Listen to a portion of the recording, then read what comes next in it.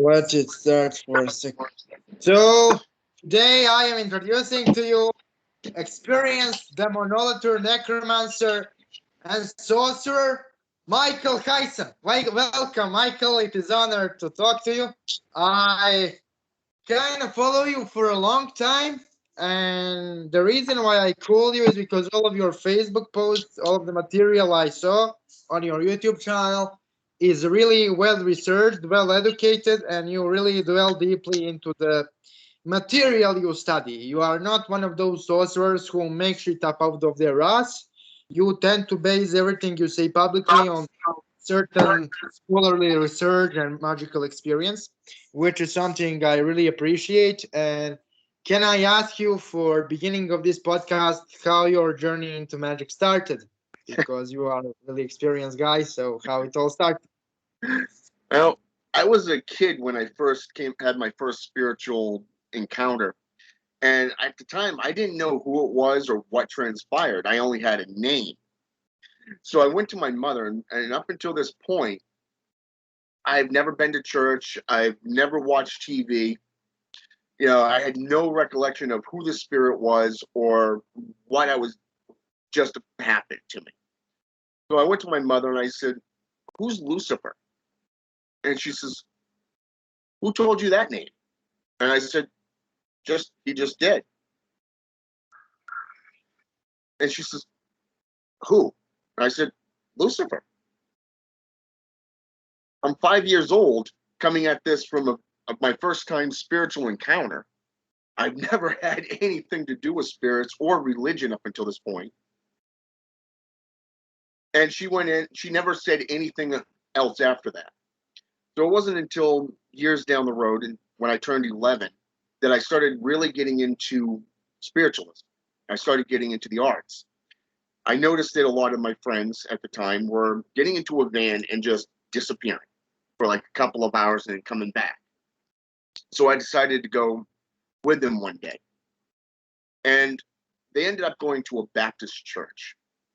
Okay. So here, I ended up asking questions that the minister was very uncomfortable with. So I decided, he asked me not to come back. Literally, don't come back.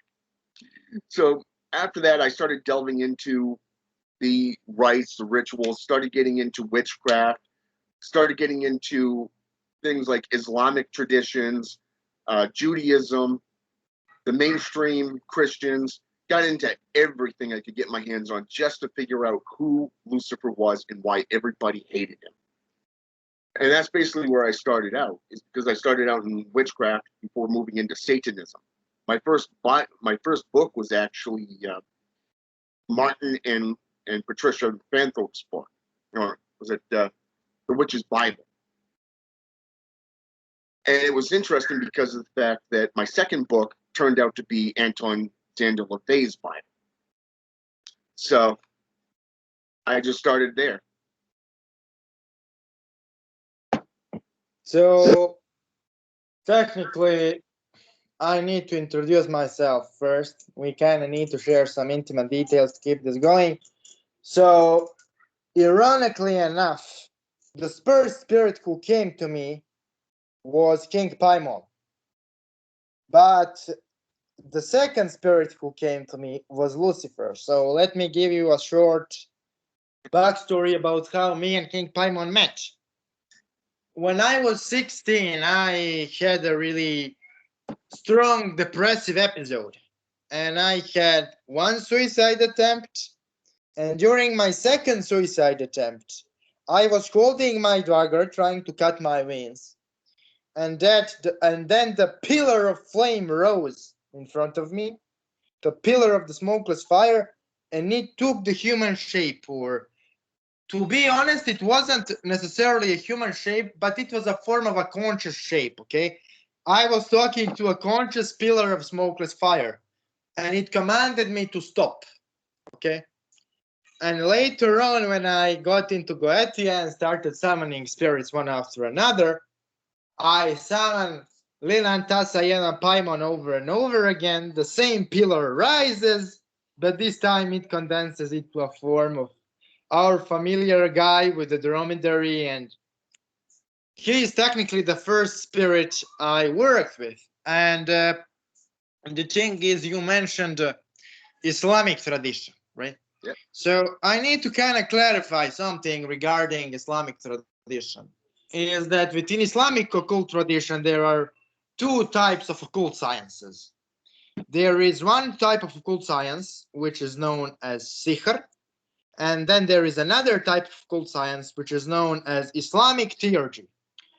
If you honestly ask Muslim occult practitioners what's the difference between the two, the only real difference is that sihr is any magic used to cripple, kill, or severely harm somebody, while theurgy is everything else. That's why you will find in many Arabic grimoires things like the beings like King Maimun or King Birkan or even the daughters of Iblis himself, and you will find them in like Islamic context like prayer, use names of Allah, etc. And the reason why nobody bothered those people, especially until America started founding Wahhabis, right?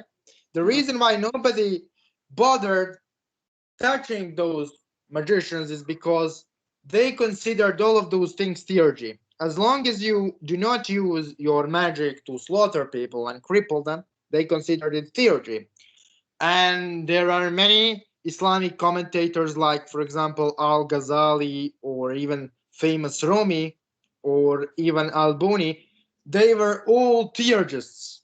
They were all sorcerers from our Western perspective, but from Islamic point of view, it was technically semi-legal. It wasn't illegal in the same way we find it in Christianity, and that's the reason why you will find so many Arabic manuscripts, or in the case of Goetia, for example, so many Arabic esoteric manuscripts which are simply Latinized later on. The reason why you have such a wealth of occult knowledge in the East, in the Oriental world, is because it wasn't such a big of a taboo in the first place in the Islamic world. And whenever you have Islam, especially until recently, until America started pumping with Saudi Arabia oil money into the hobbies, right?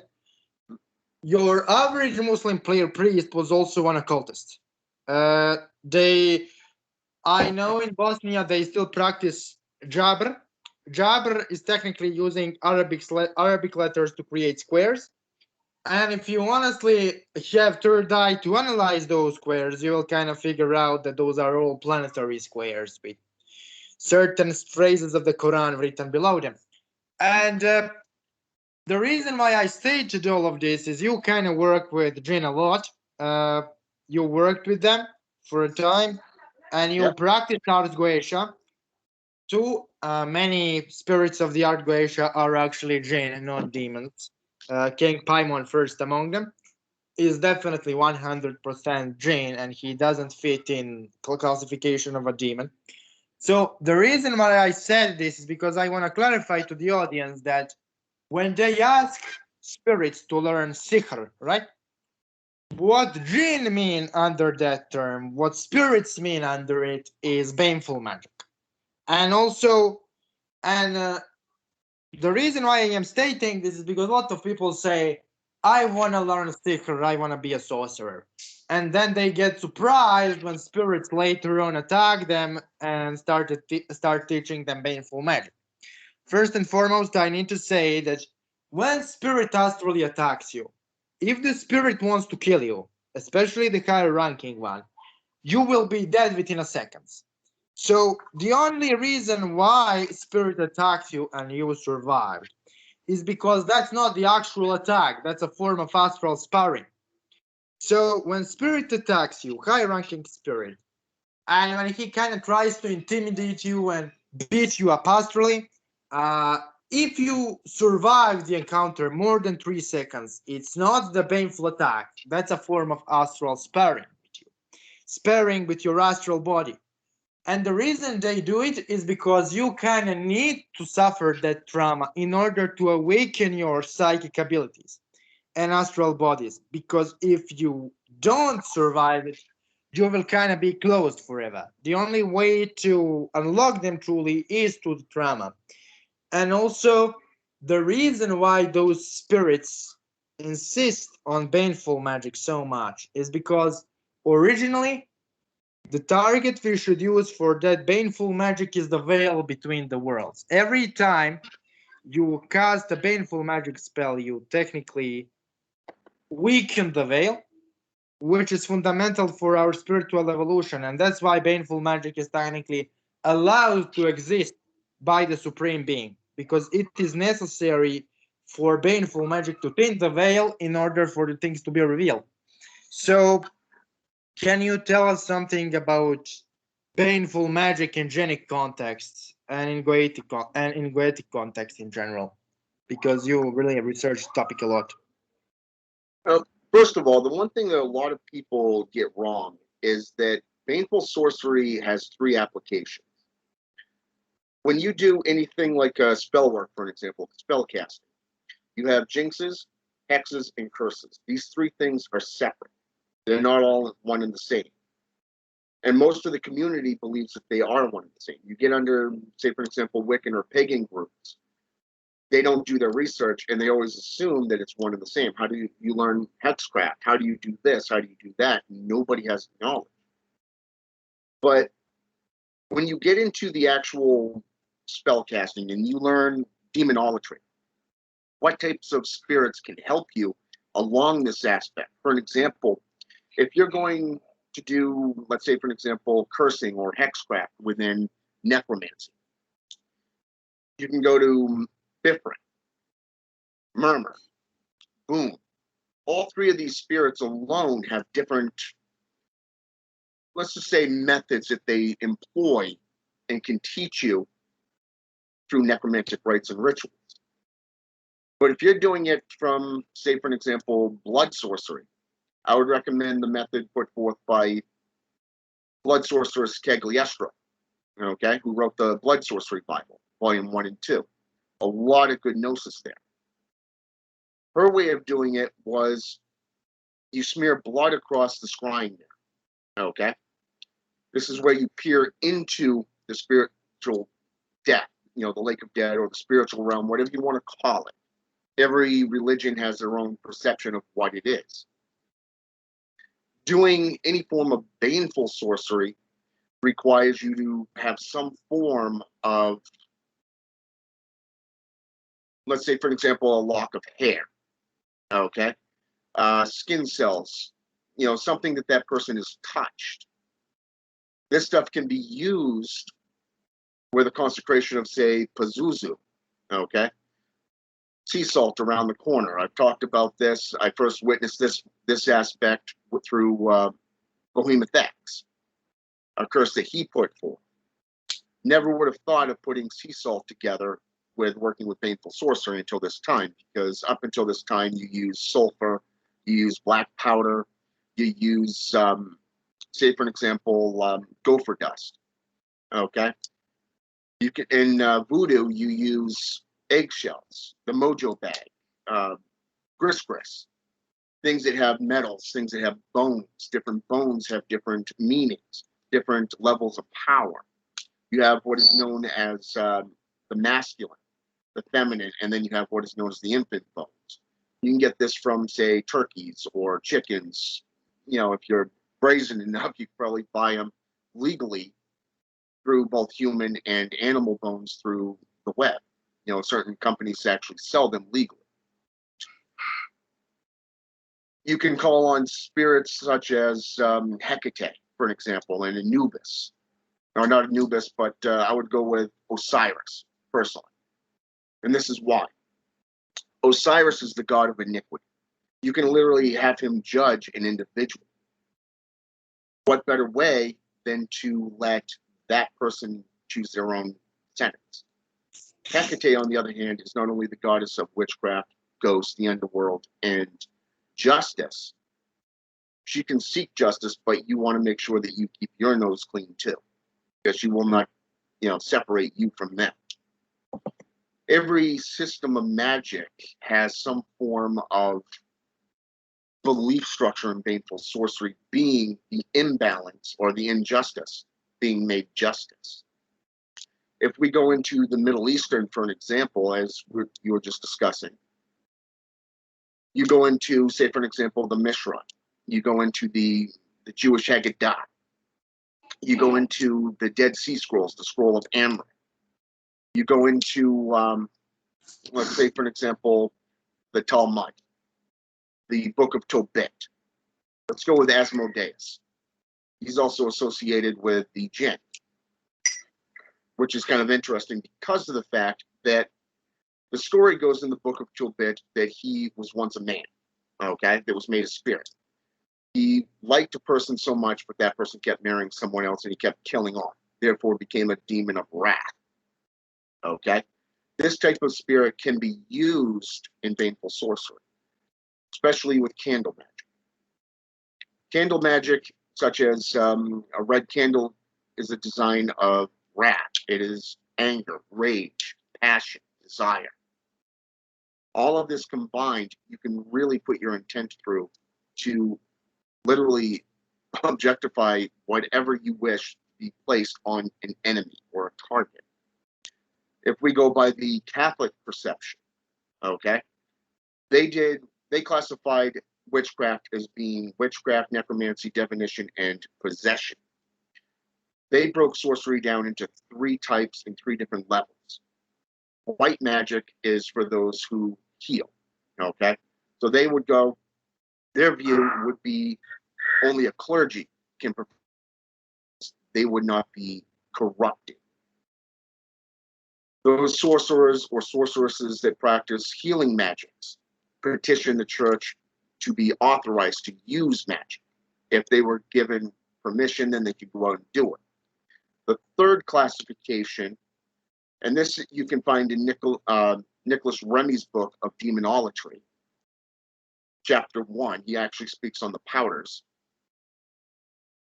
You can see where this type is known as black sorcerers or dark magicians, magi, sorcerers, sages, the Bokor, the Marimberos, people that really don't want to seek your permission to do anything. They're just going to go out and do it, either through working with their clients or working with, spirits to further your own career. Either way you look at it, black magic brings injustices into justice. And you can use Baneful Sorcery to remove obstacles in your life. You can use Baneful Sorcery to further your own career in the workplace. I've actually done this a couple of times personally. The first time I did it was a little over 4 years ago at my former employer. He basically lied to me for a month and betrayed me. And if I had moved to where I was going to move to at the time that my employment ended there, I would not have had a job. He basically lied to me and betrayed me. He was not a good employer. So I cursed the place. I literally linked the curse to him. So as long as he was there, that business would not prosper. You have locations, you have people, and then you've got consecrated grounds that you can condemn. And in this case, it was the corporation itself. It went from a $7 billion company to a $1,000 company. And this was the central hub for the entire region. So if that went down, guess what? The entire region goes down. That I think, but I think you should you should ramp some of that energy you created. Exactly. I used the guy's photo as a link. And this is what a lot of people, sorcerers and practitioners don't understand, is because you need a link. You don't just need the effigy and the spell work. You need something to link them to. You have to link the spell to that person. And that's what a lot of practitioners tend to leave out, is that link that links the two. So in this case, I did a Grisgris bag. His photo, I used ashes and I used sulfur powder along with graveyard dirt. and I linked it all together with Rusty Nails. So as long as he was the head of that company, that one division, that store would not benefit. They lost employees, couldn't keep employees. They were losing money left and right. They could not keep anything. I went back, what was it, about a month ago with my better half and my soon-to-be 4-year-old. And it was funny because of the fact that the team lead that I've known for years looked at me and said, and begged me not to curse that store again. My current boss, I actually did a spell there because of the fact that this one here literally was, let's just say, had a lot of violations and nobody was doing anything about it. So I ended up cursing it. My boss had a heart attack, a triple bypass. The store literally, right up until this point, still has not had a full complement of crew. They're not learning, so therefore this is not a curse, it's a hex in this case. So you're seeing the two different applications of Baneful Sorcery here. You have a curse that is basically forcing somebody to get the hell out. You either leave or you die. You have betrayed your position. You betrayed the company. You either leave or you die. Flat out. That was my former company. This one here was more about learning. It's about teaching the individual a lesson. Hexcraft is about teaching. It's about education. When you work with spirits, they will teach you a number of different ways to do this. For an example,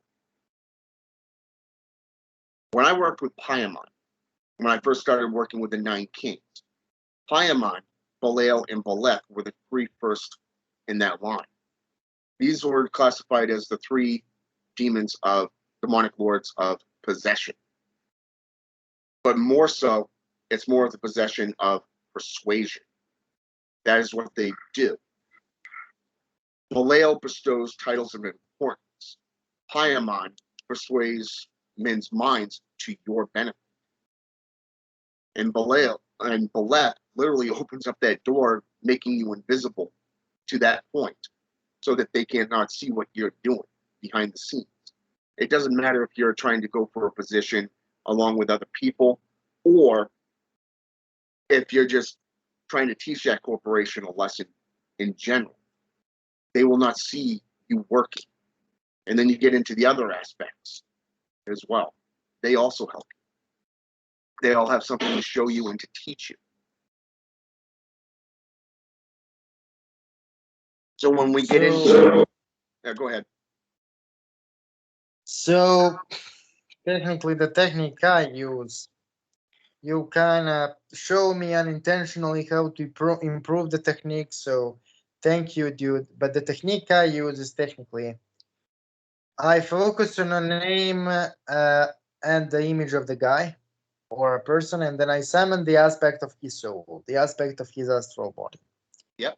Then I summon the demonic high-ranking entity, and then I say the entity to bind one of his inferiors to the soul of the person.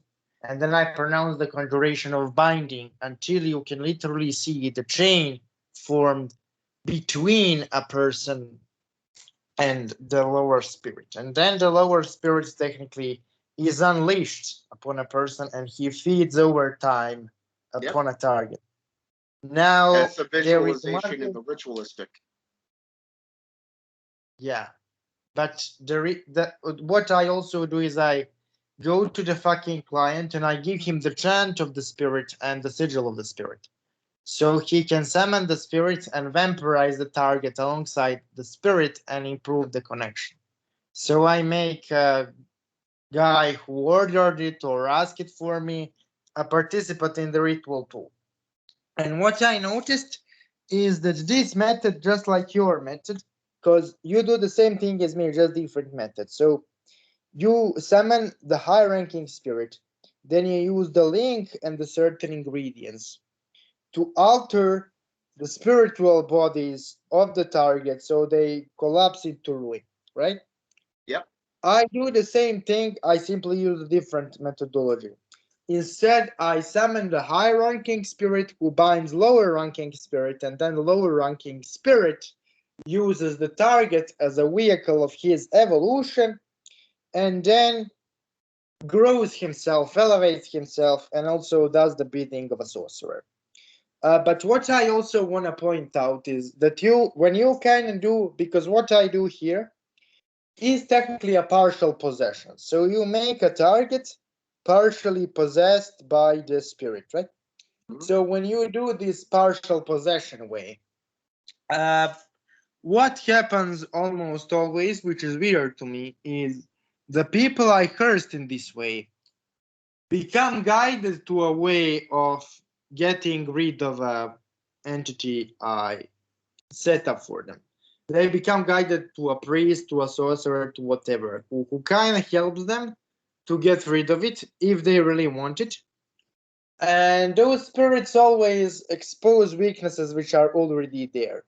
So they will kind of do two different things. If the individual is really weak, they will simply increase already existing vices and allow individual to destroy himself.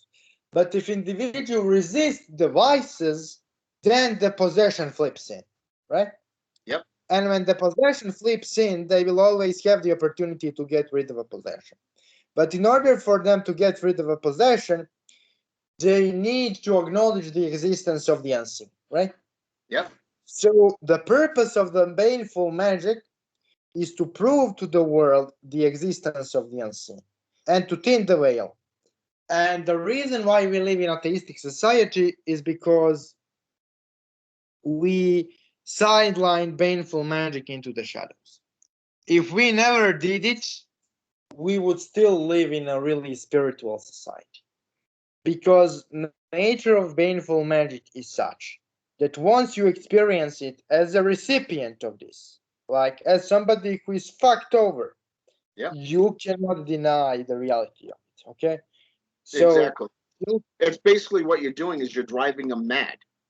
There, when you place a curse on somebody and you literally link that curse to them through an effigy. Let's say, for example, a canning jar. You stop their feet from moving with chicken feet, for an example. You can bury it in a cemetery and just walk away. A fresh grave. There are different methods that you can employ to attack that individual. Two of my favorites is just as you said, you're not just getting them to show the world who they are, but you're also destroying them physically in a vampiric sense. Vampiric magic plays a huge part in Baneful Sorcery. And I'm not the only one who's seen this. I mean, you mentioned it yourself, you've seen it. You talk to a number of different practitioners that you've interviewed in the past, you see they've talked about it. There's a lot of different things that this plays into a part.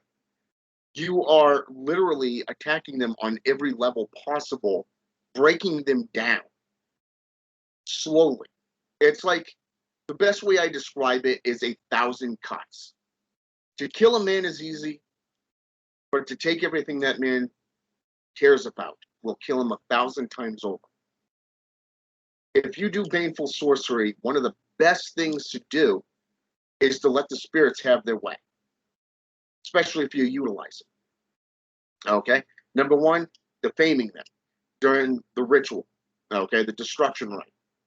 You're charging it with a specific type of energy, necrochronic, for an example, or that of, say, a negative form of energy, hatred, despise, your will intent. You're placing on them. You could be calling them names. You can be spitting at them, whatever. Your intent is to open them up to the world. Let them show the world who they truly are. Which is why I always tell people, including my own apprentices, if you're going to preach on something, back it up with numerous sources. Because when you do this, you're going to be sitting back while this spell takes a hold, And it's going to start at the top and work its way down, basically going from the outside to the inside, rotting them out. So what I wanted to say is that like a lot of people have that misconception that baneful magic doesn't take time, okay? What I have to say is that baneful magic works quicker than majority of other forms. Mhm. That's true. Exactly. But it takes time, okay? Even if you are really an expert, it can take up to a year to actually be able to observe the results. Like what I hate is people, even I as a youngster, like when I started, I was like 16, 17. I as a youngster also wanted it to happen in 3 days. But then I realized that the process is actually what makes it valuable. Because like let's say you cast a spell on an individual. So what actually happens is he slowly starts, if he doesn't battle it mentally, emotionally, spiritually, he slowly starts rotting. And he becomes like a beacon which weakens the veil between the worlds. Yep. And more people weaken the veil, more people who are not related to them will have any kind of spiritual experience because they become like a vortex of astral energy, which is like disturbing everything, right? Yep. So they become like an infected organism, right? They become like infected with an astral virus. And what you do is you either spread that virus or you become resistant to a virus. Therefore, the Black Lodge is necessary for spiritual ascension of humanity. Exactly. So we need to understand that we are serving the left hand of the divine by practicing those arts.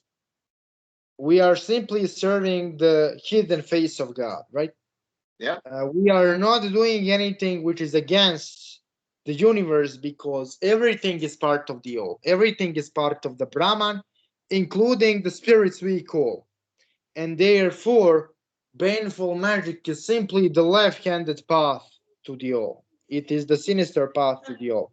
And we need to apply it in order to reach the divine, right? We need to apply it in order to elevate ourselves. So the first time I kind of had this experience was when I just started practicing seriously Zen magic.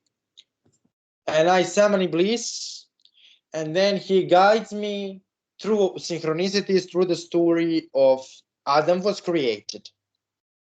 God didn't put divine spark into him yet, but Iblis Shaitan was curious. So he entered the husk of Adam before it was animated and he infused a bunch of things in there. And then he tells me, do you know that story? I say, I do. I guided you to the story. I know Iblis. What should I do? Well, allow me to enter you. And then I signed with him a short pact of possession lasting 9 days. And he came and he was for 9 days in me most of the time. So you know that when spirit enters you, he isn't within you 24/7. He kind of comes for half an hour and then leaves and then comes again for half of an hour in order not to kill you. Because if he was there all the time, you would be fucking dead. Nobody can survive The actual, trial. yeah, for a long time. So during that experience, he kind of gave me a bunch of visions, which I came to understand only this year. So he showed me the vision of a dervish, right? It was like a dervish or like a Sufi or like a sorcerer, I don't know. And sorcerer was like taking the things belonging to his enemy, then taking the blade, drawing the blood, and then impaling the representation of his enemy into the desert ground, and then digging Yep. it into the ground. And as he continued, he sang certain songs, certain incantations, and the hordes of beings, of baneful beings, came near him, right? And Yep. near the sword, and they started chanting around the sword. And destroying the veil between the worlds. That was the vision. But at the end of the vision, what happens is the sorcerer starts emanating the black light. Now, what's the black light? Technically, you kind of notice that you kind of radiate it. Every time you cast a curse, there is that like dark energy, which over time condenses into what we can describe as black light. But essentially, everything is made out of spirals of light, right? Yep. So when we go into an altered state of consciousness, all of us see like those spirals of light, like flowing in circles. When you condense a single spiral of light into the infinitely small point, you get the spark of black light. So the light and the black light are not the opposites, are as taught by many modern occultists or some preachers, because I call them preachers because what they are claiming has no basis. Uh, Black light is simply condensed light. It is condensed astral light. So what you are doing when you cast curse is you are condensing your own aura. And that's the reason why a lot of people who cast curses become traumatized due to their own curses, because their aura starts condensing, and then their animalistic energy centers located in the legs start working. And because those people are absolute pussies, they cannot handle their own energy, so they start fucking up their lives. And it has nothing to do with the curse backfiring and everything to do with them being fucking cunts. Because if you are not fucking cunt, when your aura condenses, you will enjoy the feeling. And you will call the spirits and ask them, hey, spirit, what's happening? So and so is happening. Well, what I can do to empower myself through the process. But majority of people And are that right there is the what you're speaking on is actually the path. What I refer to as the path of ignorance, because a lot of these newbies that come into the path, they get their hands on, like, say, the Satanic Bible by Anton Xander LaVey, and then all of a sudden it's like, hey, I'm a master of darkness. But when they start doing the rituals and the rites, they're not really believing it. It's a duality complex in that case. They're canceling out their own emissions, and it's interesting to see, because I used to do this for years. I spent years just traveling. I went through thousands of dollars just traveling and trying to get my shit together. Okay, and it was funny because of the fact it wasn't until I ended up in South Tucson, Arizona. I had been living out on the streets for about 14 days, no food, no water. We're talking 130-degree humidity. This is dry humidity. It's desert. Okay. No sleep, no nothing for like 14 days straight. And I remember the night before was a breaking point. This was a breaking point for me. This is where I left everything behind and I opened myself up to Satan. I opened myself up to Lucifer and to the demons. And one of the spirits that really came back into my life after years was Zania, the teacher. He literally just said, you're finally ready to start learning. You're ready to begin your descent. And if you're not willing to listen to the spirits and open yourself up to them, then you're not really a practitioner. You're performing low yield magics. You're literally the lesser magics. That's all you're doing. You're not getting into high witchcraft. You're not getting into any of the spiritualism. You're not aligning yourself with these spirits, learning from them and letting them teach you and guide you. And that's because the next morning I woke up in a hospital. Apparently I just collapsed, because I remember the last thing I remember is yelling out in the middle of South Pennsylvania Avenue down in South Tucson, just, what the hell do you want from me? You know, there's that type of stuff. I just wanted to have answers. Why am I here? Why did you guide me here and then just abandon me? What is going on? But it wasn't until I left Tucson and ended up in Texas that I found out, hey, you know, there's a lot of spiritualism here. There's a whole different law system that you got to get into. The spiritual, the astral, has nothing to do with the physical. To weaken something in the physical, you have to literally go into the astral.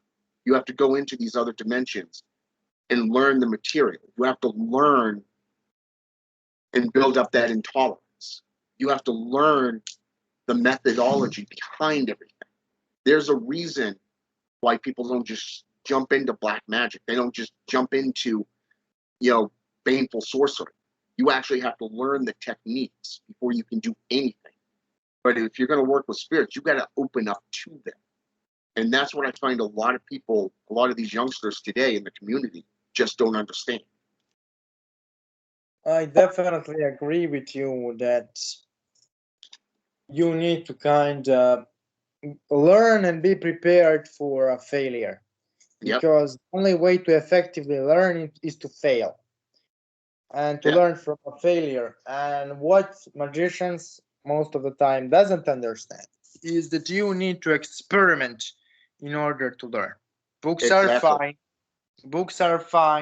teachers are fine, videos are fine, but really you need to be prepared to risk, and you need to be prepared to bury the burden of your own failure, because a lot of the time when you fail, so magic works like this: it doesn't affect only one aspect of reality, it affects all aspects of reality, right?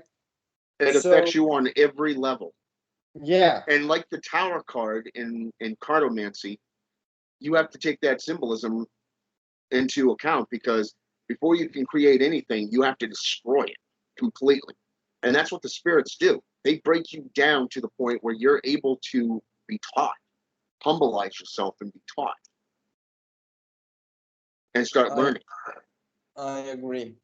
So, like, can you tell me, because that's the aspect of this conversation which interests me the most. You talked about a lot of things, right? And technically, baneful necromancy is somebody everybody talks about. So everybody here is a baneful necromancer, right? So I definitely doubt the efficiency of many of those baneful necromancers, but I definitely trust you because you have certain necromantic aura around you, and it's evident that you work with the dead a lot. It's evident in your face, in your hair, in the way you dress, in the way you speak, in the way you vibe. But there is another aspect of your practice I am interested in asking, and that's your baneful work with Asmodai and your work with Ashmodai in general, because nobody talks about Ashmodai in baneful context. There's a lot of things that you can discuss to reveal in these practices. One of the main things is when you start experimenting and you start learning these magics, especially if you're calling on the spirits, is not everything is going to work. Not everything. For an example, you mentioned the grimoire systems earlier. If we go into the Grand Grimoire, it tells you that you have to have a rod of power. Okay? A rod of power, like a scepter or a staff. Okay? To control and to threaten demons. I have never had to threaten demons. In fact, it wasn't until I stopped threatening them and doing these aspects that I realized you're going to get more flies with honey than you are with bread. When you get into the Middle Eastern aspects, a prime example, and I'm reminded by a story of that Anton LaVey actually told once in one of his books. It was an essay. He said there was a kid that wanted to be a lion tamer so bad, that he read up on everything. But it wasn't until one night when he jumped into a lion den that they found him the next morning, what was left of him. Those who jump into baneful sorcery need to understand this application. Working with any system of magic. In this case, what we're just discussing, okay? You've got to understand that you can't just read it. You have to live it. You got to actually put your foot where your mouth is. In this case, delving into the old scriptures, these old systems, you're seeing a lot of commonalities. A lot of things are not like the Grimwork system. And you realize the JCI has corrupted so much of this. When I started working with Middle Eastern beings, I got into the Haggadah, the Jewish Haggadah. That was the first manuscript I went into before getting into the Talmud. Right here, I learned there's a lot of experimentation that's been done. From an illusionist perspective, but also from a practitioner. I dove into everything I could get my hands on. And again, a lot of money spent. My personal dealings with this is one of those that you have to have respect for.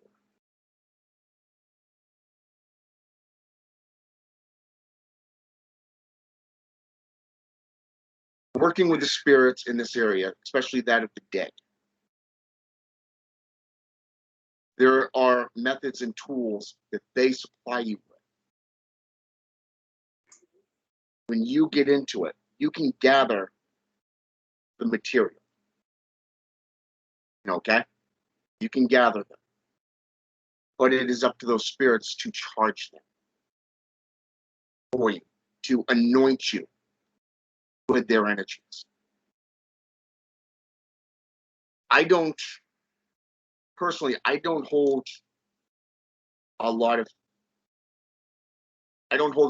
clout when it comes to the overlapping, or not the overlapping, but the stuff that doesn't overlap.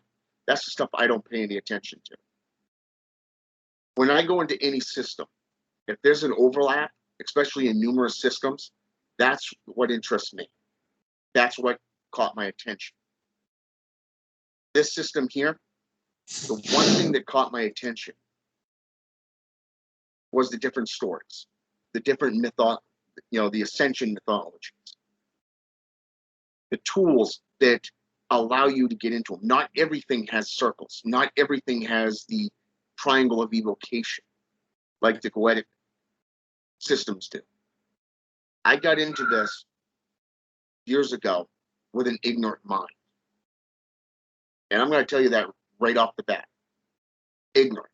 That is the thing that hinders you the most. It wasn't until I stepped back and literally started understanding and listening. I started delving into runes. I started delving into the folklore, the mythology, and everything in between. I started learning from the spirits themselves. It didn't start out with, bam, I'm placing all this on you. No. They literally gave bits and pieces. I started having dreams. One of which actually came true, by the way, down in Tucson. But it was just a systematic emergence of these gifts, these talents. It was everything they were giving you was leading you into other things. The personal journey into demonolatry and baneful sorcery is a choice that you got to make for yourself. A lot of practitioners will try to work with the white and the black together, and you just can't do that. It's you know what I mean? It just cancels everything out. It's like that old Christian verse, you can't serve God and man. You're going to end up hating one or the other. So, in this case, it was more of the fact that it's a philosophy, it's a religion, but it's also the science behind it. Every time one of these spirits revealed something new, it leads you into something new. It leads you into other aspects of Baneful Sorcery. For an example, when I got into necromancy last year, about a year or two ago, full time, and I declared publicly that I am now going into necromancy full time. This journey didn't just take me from the historical accounts.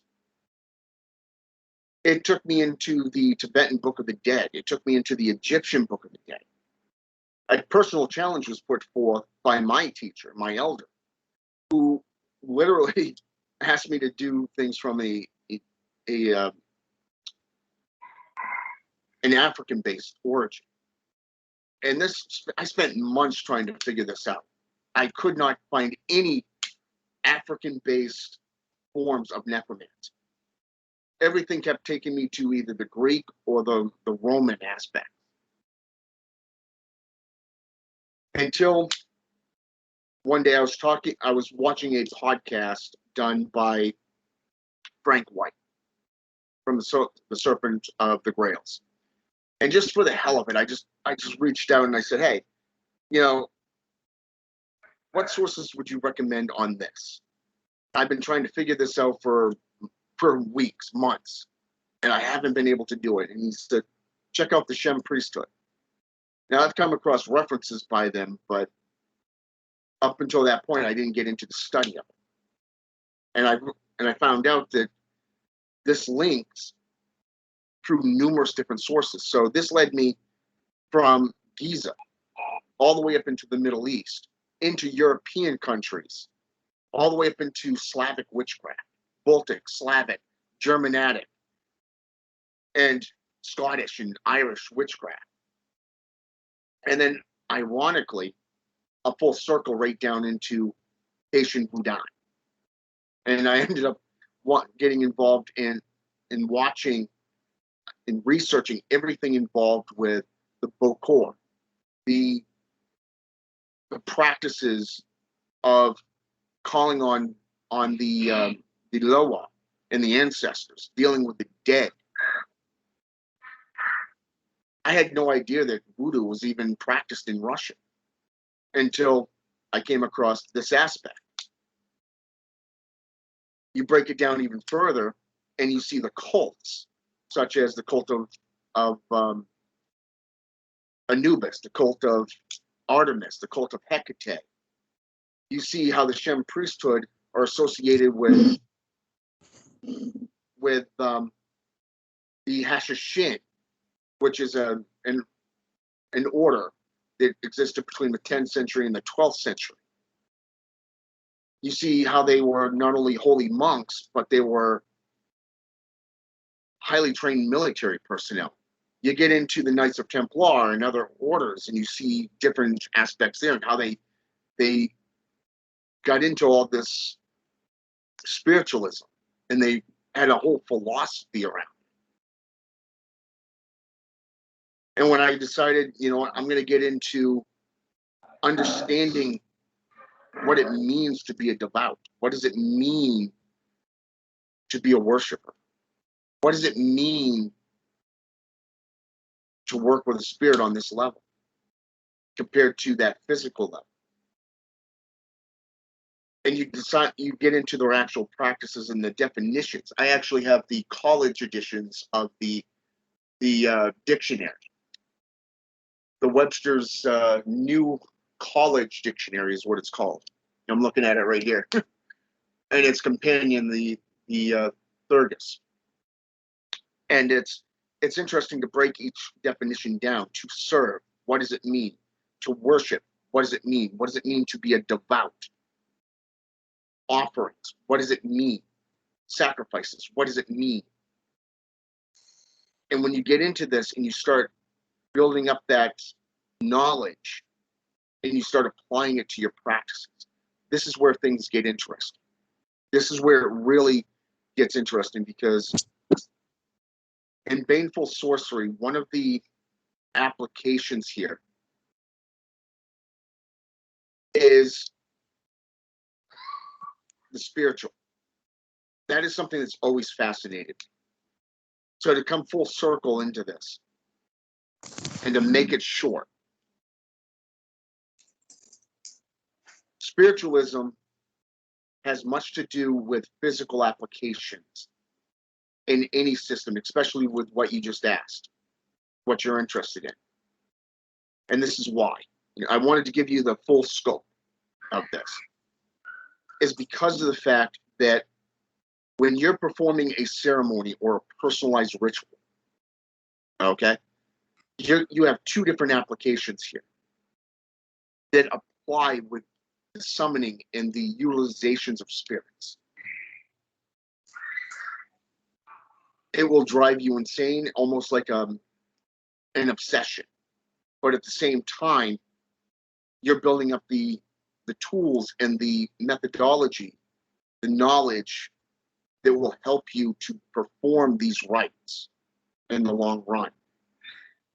I just started a few days ago with a 3-week dedication to scrying, just scrying definition, working with spirits and blood sorcery within necromancy.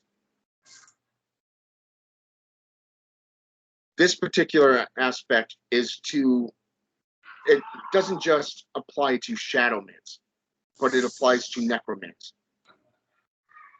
The practices of summoning spirits, working with spirits, communing with spirits within the astral forms, not just the physical forms.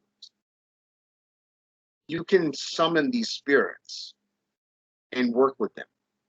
Your will can even align with theirs. If a spirit hates a person, as you put it, with such a degree, they can literally just wipe you out, destroy you. But at the same time, if they want to destroy you because they can use you, that's a whole nother application. When we get into Middle Eastern philosophy, we see this in just about everything that we can get our hands on today. You take the fishers of men.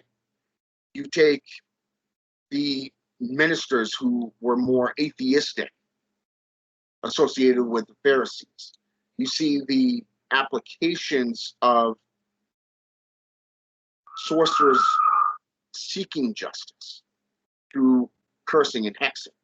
Why was it that so many went to these practitioners when it was against the law? You see it from a various wide-ranging scale. But it's not until you start delving into it that you really get the full scope of the understanding.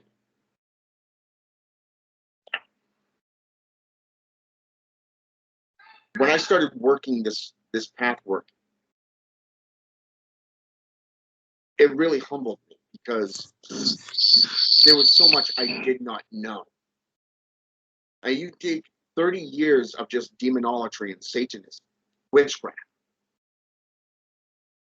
the 3 types of the rites that you can perform, to see how little you actually know, it's humbling. It's mind-blowing.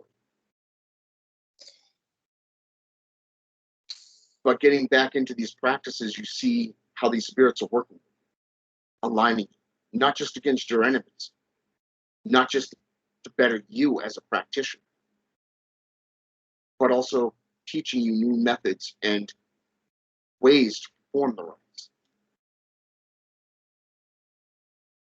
So, because you study voodoo a lot, can you tell us what's the difference between the Loa and the demons? Because I have some really limited experience with Wodan, so I will not comment on it, but from my very limited experience, I noticed that the mindset of the Loa is really different than the mindset of the Galactic spirits. Well, there's some commonalities between them. For an example, different degrees. In voodoo, there are 3 classifications of the Loa. You have the Rada, the Petra, and the Gadi family of Loa. Each one are different. They're The Radi is the first class. You have the second class, which is the Petri, or Petra, and then you have the Gadi, which is the third class of Loa. You see, in this way, there's also the rank. It's like a ranking system, like princes, dukes, and Maquis and such within demonolatry. But outside of that, they are completely different. In my opinion, the Loa, I've only been working with the Loa since last year when I was introduced to Papa Gadi.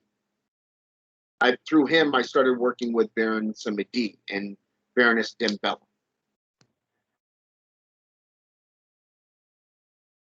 To me, the way I classify the Loa is much like,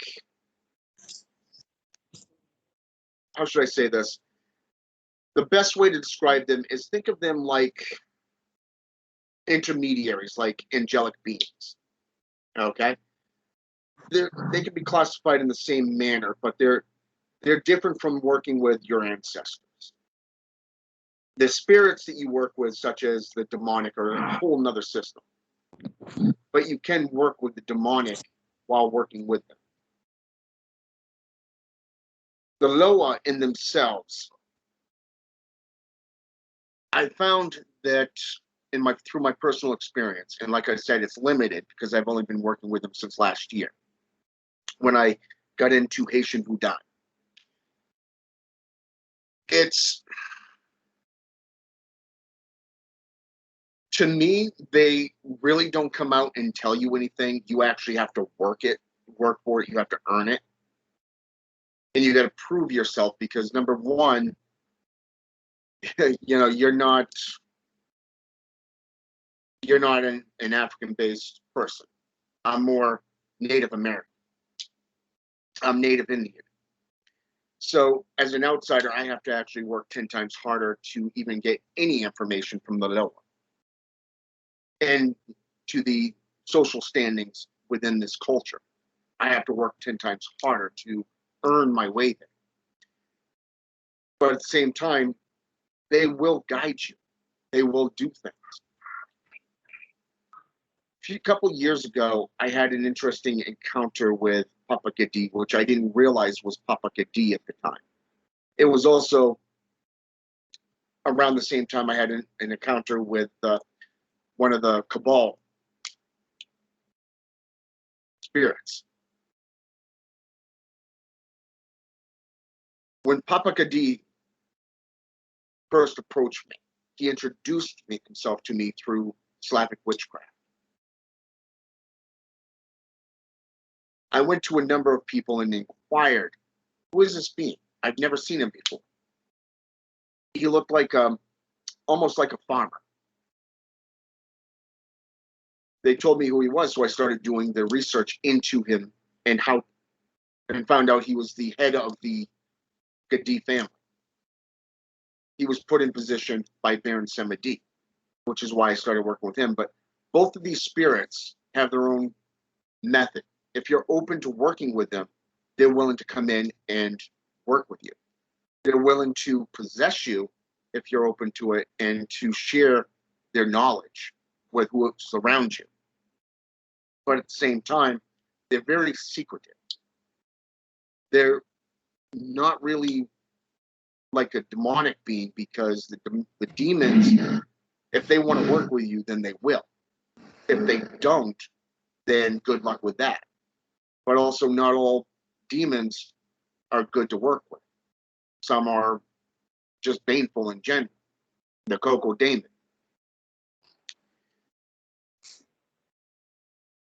Papa Gadi has been guiding me to knowledge within the system, setting up and erecting altars, working with the peristyle, setting up the offerings and the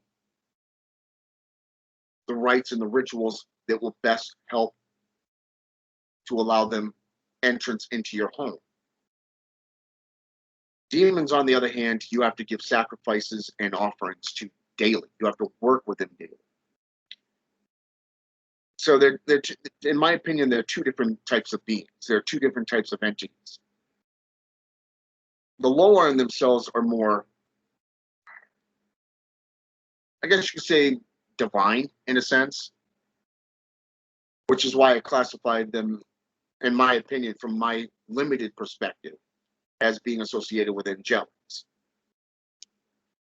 If you think, for example, Azazel, for an example, from the Book of Enoch, supposedly the teacher of alchemy and the teacher of painting your face, the art of seduction and stuff. As an angelic being, he's sharing his knowledge. You go into Prometheus, stole fire from the gods, gave it to mankind. But Papa Gadi is sharing this knowledge with me, someone who is not formally initiated into voodoo, but he's doing it in a sense of the fact that I'm working hard to get to know him, and he's getting to work. He's seeing this and saying, "Okay, I'm going to help you. I'm going to give you some information and see what you do." In a sense, it's almost, I wouldn't call it arrogance. I wouldn't call it superiority complex either. It's more of the fact that as a divine entity, it's more of, it's ancestral magic. It's ancestral lineage. He was promoted into the Loa as a spirit. He's willing to help those who are uninitiated. Something you rarely see. So in my opinion, these are two different aspects.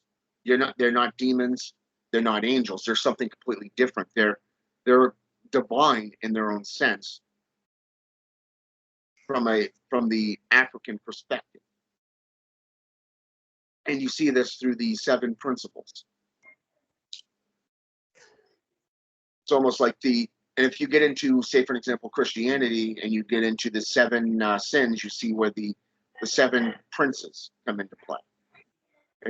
You see the different categories. The lower are the same way, but more in a divine perspective, in my opinion. That's just, like I said, that's just from my insight. I'm still researching them, I'm still practicing, and still trying to get into that system. But they're just revealing things to me slowly.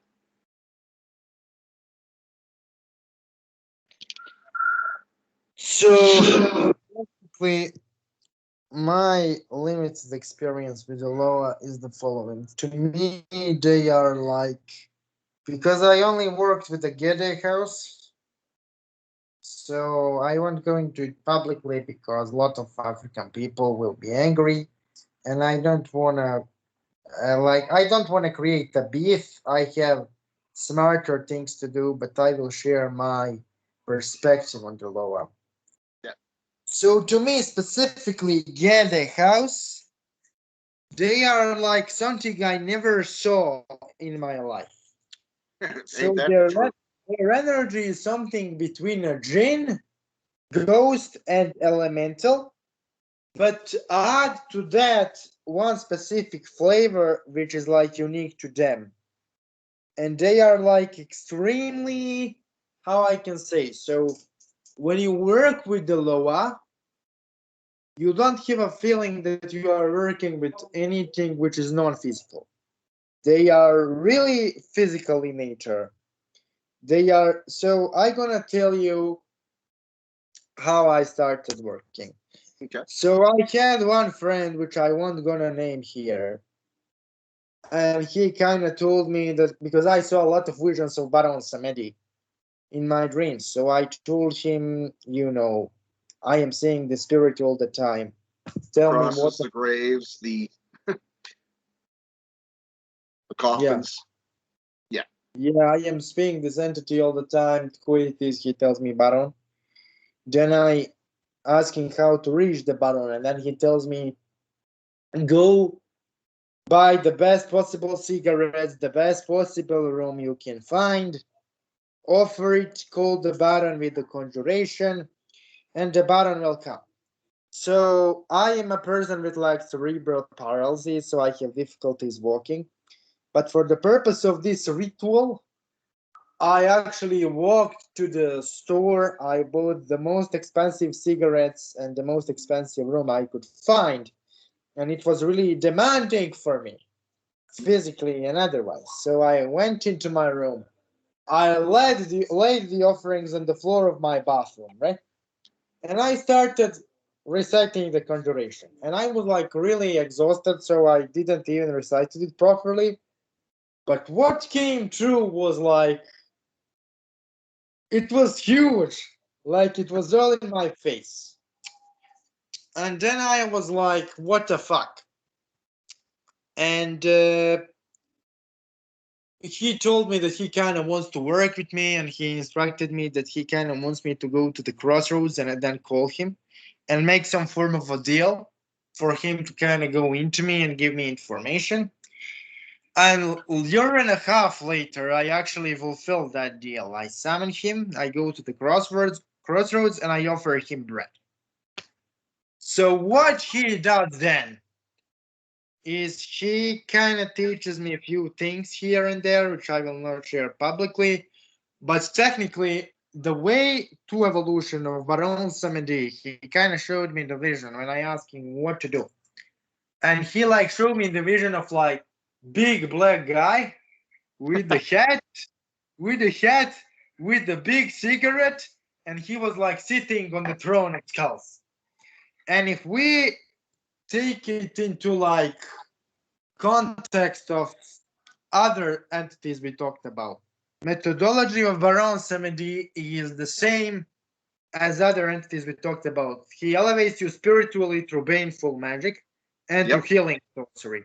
So every time you curse with Baron Samedi, you receive the permanent increase in power.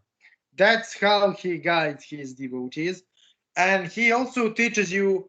So, for example, what I like about his methodology is that majority of spirits teach you to curse, majority of dark spirits, but they don't teach you how to use the energy of that to your own benefit. Yeah. For example, if you curse with the jinn, you will kind of just be hateful and resentful, and like you will be have that anger. When you curse with Lotfolk, for example, you will like be vampiric all the time, and you would want to fuck all the time. When you curse, for example, with Morana, the Slavic goddess, I am a Slavic guy, so we can talk about that later. You feel heavy and pressured all the time. Mhm. But when you curse with Samedi, you are like chilling. You are smoking cigarettes after, you know? You fuck a motherfucker, and then you after everything start feeling euphoria, and you start smoking cigarettes and dressing nice, and you know that's what I like about it. It really teaches you how to utilize the energy of your curse for the benefit. But like, oh, so I kind of just state the experiences. I don't state the methods because I don't want to like guy like Rosarit and others being after me. I want to drink a beer, mate. I don't want to have any beef. Yeah. So the thing is, working with those lower entities, like why I don't recommend it for the white people. Like it's not because I think that Loa cannot work with white, because like many Africans will be angry when I say this, but like majority of Haitians have some white ancestors, right? What do you think those French did with those slaves, right? They didn't just shoot Or the them. Spaniards. Yeah. So yeah, they technically all interbred, but the reason why you shouldn't work with the Loa is because Loa carried the mindset of fucking societies who were like isolated for tens and thousands of years, right? Yep. So modern fucking Westerner is too dumb and too centered in his own culture and in his own way of thinking to understand how the Loa think, right? So for the Loa, what's the first thing you need to know is that for them there is no individual. For them, individual doesn't exist. When he works with one motherfucker, he works with the bloodline. So if you work with somebody, your son works with somebody, your wife works with somebody, your brother works with somebody, your father, everybody is working with him in his life. The ancestral lineage aspect. Yeah. So if you fuck up with him, you are not the only one who will pay the price. Everybody. Your entire family line. Yeah. Past and and also, future. yeah. And also, what's really important for them is they have a weird notion of honor. So I never understood why you cannot work with pet a house and get a house at the same time. And the reason is I figured that later on when I kind of worked for a few months with the gay days that each of those houses, those species, they have their own territory. So if you summon Petolua or Radalua into Gedalua room, you are pissing on their territory. You are dishonoring you are dishonoring the graveyard. And if you know anything about tribal societies, territory is everything. So if you keep doing it unintentionally or intentionally, at one point they will not care. They will pick up your head, right? And there will be no discussion or possibility of negotiation. To the Loa, there are certain things you simply do not do to them. And if they ask you to do something, you need to do it. Otherwise, they will fuck up your life. Yeah, or you need to do the penance, and then to ask something equally difficult, but different, to kind of replace the request. And to them, what I noticed is since they have those old tribal ways, right? Or those old tribalistic way of thinking. By their definition, they're gonna ask from you something which is incompatible for modern society, because they have the mindset of that primordial reality. They still live in that primordial reality, and to them, modern technology doesn't exist. They have a complete regard and disregard for the modern way of life. And that's why working with them is difficult. I mean, for somebody who is, for example, a Slav, we are semi-civilized. So for me, it's easier than for you as a Westerner to go into that mindset. But there is still a cultural difference there, and culturological difference, which is difficult for me as a Slav to understand. And the last thing I'm gonna say is that the thing about the Loa is that what I like about them, so to end discussion on Samedi here, is that Samedi, when he comes to you, what I like about him is the dude doesn't play riddles, okay? He lights a cigarette, he tells you things, and then you do the things. What I like about Loa, especially the Getting House. He's straight up right in your face. He's no bullshit. He just, you have it. Take it or leave it. It's like, shit. Yeah. And what I like about you, and by your face expression, I see that we contacted the same being. But the thing, so here is the thing. You talk about Papa Gede, right? So I need to give advice to everybody who watches this podcast. Do not summon Papa Gede, okay? Don't do it under any circumstances unless you have somebody, because I did it once. And let me tell you what happened. So I summoned somebody and he's like, for the sake of your own personal experience, I gonna help you to summon Papa Gede and you're gonna conjure him. And I do it. And what happens is this. I have been terrified in my life as a consequence of ritual only twice. Once with Morana, once with Jane, and once with Separans, the Spider Queen. there is no way you can describe terror of witnessing Papagede, right? Yep. So the dude is like, you have usually, those quote unquote meta gods in left hand path occultism. So imagine average meta god like Goeishikun or like, I don't know, those meta gods in left hand path occultism today. And imagine that same intensity of power, but being completely morphed and consecrated into one singular being. So the degree of power Papa Gede possesses is something difficult to comprehend for Western sorcerers. There isn't simply equivalent to that powerhouse in any of the books like the Goetia, for example. Yep. So when you conjure that shit, you're gonna piss in your pants. You're gonna be completely confused. You're gonna be completely confused. And because you don't have any protocol given to you as a Westerner, you will be completely oblivious to any possibility of helping yourself if you fuck up. So calling Papa Gede for a Westerner without initiation is potential death sentence. I am not trying to terrify anybody. I am Let me give speaking my my own personal. personal. Let me give you my personal experience on this one because it's right there with what you're saying.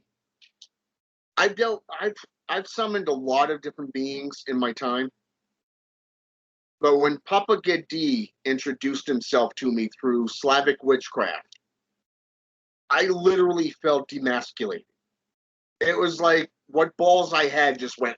I'm done. it was like, oh shit. And who are you? I don't know who you are. I don't know why you're introducing yourself. And I found out later after I started inquiring about who this individual was because he appeared to me as a black man.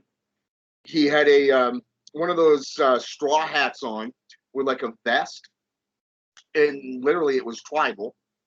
That was very much evident. And I inquired about this because of the fact that I had no idea who the hell he was. And everybody that came back to me said, "Sounds like Papa Gedi." And I said, "Okay, who's Papa Gedi?" And they said he's a Loa. So it's like, okay, so now I got to do my homework here.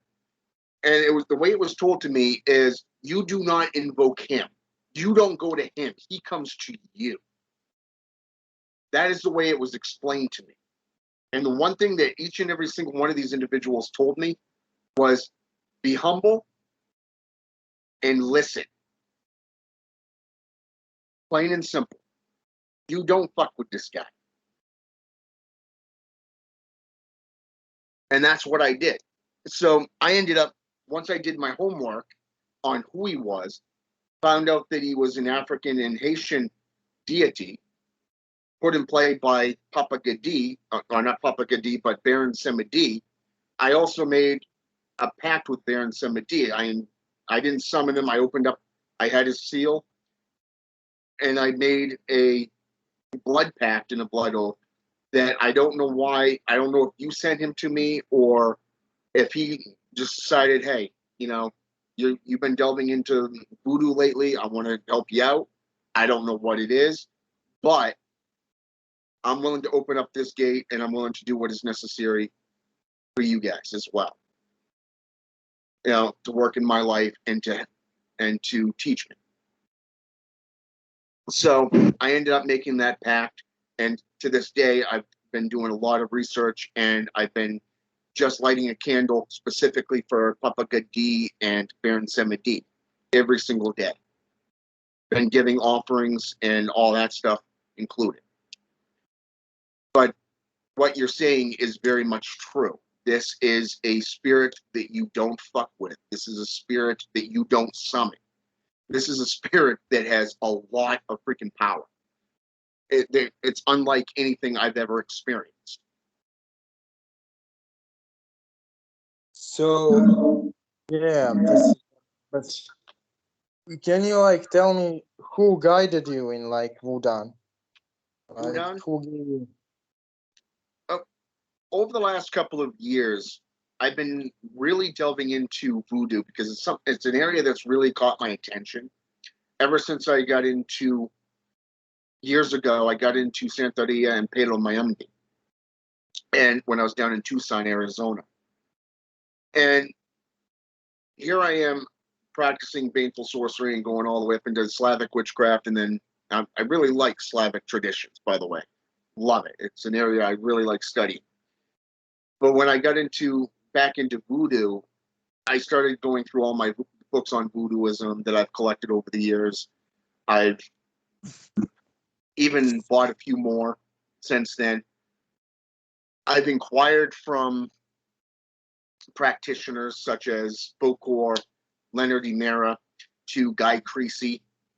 And for the most part, I've found that doing the work yourself is the best thing that you can do because it'll give you more fruitful benefits in the long run. Erecting the altars, creating a if you decide to create a peristyle, you really got to know where the locations are for these types of spirits, not just the independent altars for them. But for the most part, it's been Papa Gedi who's been working in my life since last year. The only three beings that I've been working with since last year are Papa Legba, Baron Semedi, and Papa Gedi. Those are the only three that I've been working with since last year, since I got into voodoo as well. And that was through Slavic witchcraft and the Cabal. Yeah. Cabal, I need to add this. Cabal works with Chernobog and his associates. So Cabal is more like a cult of Chernobog, extended edition. Like, yeah, Chernobog is Slavic deity, but there is much more to Slavic pantheon than Chernobog himself. However, he is definitely important being, a really important being who is great initiator in the tradition. But and the one thing I found interesting about him is that between him and Belovar are the most called and beloved spirits out of Slavic witchcraft. yeah, but like I talked in previous podcast, you probably watched that this entire Chernobog versus Bielobog dualism is like made up. Perun is not good guy in the sky. He will kill you with the fucking writing and roast you alive. And Chernobog is not evil guy from hell. He is actually capable of healing and blessing and initiating into the mysteries. So I kind of really dislike this idea that Slavs were like subject to dualism, aka mentally retarded, because like only mentally retarded person can see world in dualistic way. Even Zoroastrianism was like, if you look closely into Zoroastrian doctrine, they talk a lot about good and evil. But if you look how the monotheistic and polytheistic perceptions. Yeah. And like Persians, if you look at their religion, if you look how Ormazd behaves, Ormazd or Ahura Mazda is still, in many, many instances, like morally ambivalent guy. Because let's analyze the Zahak myth, okay? So the Zahak myth goes like this. Yamshid becomes prideful. The king Yamshid becomes prideful. And then Ormazd abandons Yamshid. And then Zahak, who is incarnation of Ahriman, comes and slays Yamshid, and half the people instigates the cataclysm, eternal winter, and then he years for centuries, and then Ormazd sends the hero. Wait a minute. So one guy with a few advisors disobeyed Ahura Mazda, right? And Ahura Mazda abandons the entire people, allows the god of destruction to incarnate, allows that incarnation to slaughter 1/3 of the people. So if you honestly look at the lore, it's battle of light against dark. It's not battle of good against evil. Also, there are many instances in which Ariman is like uh, not so bad guy. Like he teaches people how Yeah, to. it's the same theme going as far back as Sanskrit. Yeah, And you Ashura. get into the Scroll of Amber, and you have Belial, the leader of the sons and daughters of darkness, versus Michael, the leader of the sons and daughters of light. You go into Zoroastrianism, you have Orion versus Ahura Mazda. You go into the Necromaicon, you got Marduk versus Tiamat. Michael versus Lucifer, or Jehovah versus Satan. It's like every single tradition that has transpired over the last 2,500 years has created this light versus dark aspect, kind of like Phosphoros and Hesprios, or Yeah, Hesperos. I think is how you but pronounce regarding that. Minecraft, like I need to elaborate on this because like study Slavic ethnology a lot. Yeah, So we read a lot of Slavic ethnology, which is translated in English, and they all repeat one and the same thing. We see severe Iranian and Zoroastrian influence within Slavic lore because we see multiple toponyms in Czechia. We have White God's Hill and we have Dark God's Hill. Like here's the thing: they took entire pantheon and then they found two gods, three gods, possibly influenced by Zoroastrianism, right? They found Horus, which is from Persian Khurshid, by the way. They found Bielobog and they found Chernobog. And for them, the rest of the pantheon doesn't exist, right? yeah, So Svetovi doesn't exist, Voden doesn't exist, Lada doesn't exist, Daibok doesn't exist, Vesna does no, but only three deities who they see like Zoroastrian influence. And here is the thing: there is Zoroastrian influence on the Slavs, but here is the thing: we talk about two cultures which are like not having any written records because Iranian peoples who like live close to the Slavs were the Scythians, right? yeah, So Scythians didn't have any written records, and also Slavs for a long time didn't have any written records, and also Celts for a long time didn't have any written records. Why they didn't have any written records? It's pretty simple: because you have harsh climates and long winters, you have big population, but it's spread over a large area. Because it's spread over a large area, you have only small kingdoms and villages. And when you have only small kingdoms and villages and small towns, why the fuck you need writing to organize everything? Like everyone knows everyone, and there is no need for writing.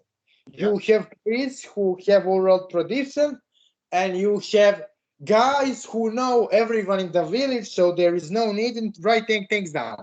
The reason why Greeks had writing, and the reason why Romans had writing, and the reason why Persians had writing, first and foremost, even Persians didn't have writing until they became an empire and yeah, until conquered large populations of Babylonia, Elam, and the Middle East.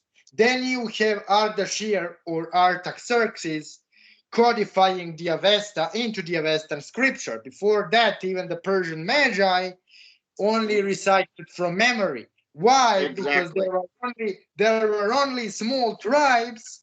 There was no empire, and everyone knew everyone. As soon as empire was founded, and you have big Achaemenid dynasty, you need writing.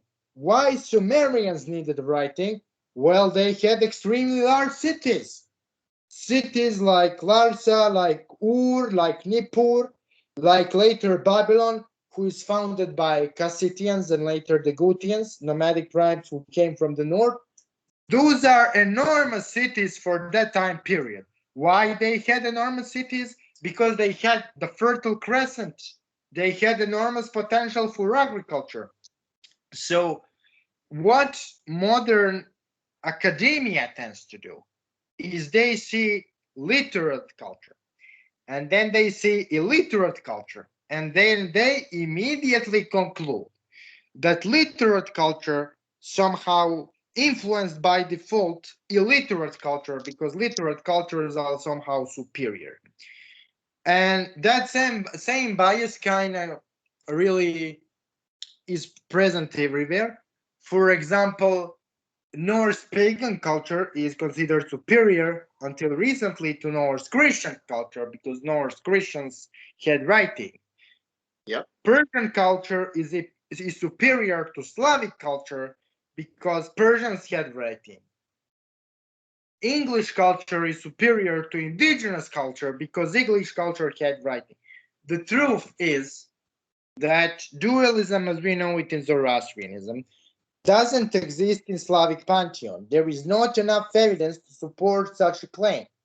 Even infamous Chernobyl against Bielobog fight, right? So let's take that infamous fight as an example. So Bielobog is aspect of Perun, the thunder god.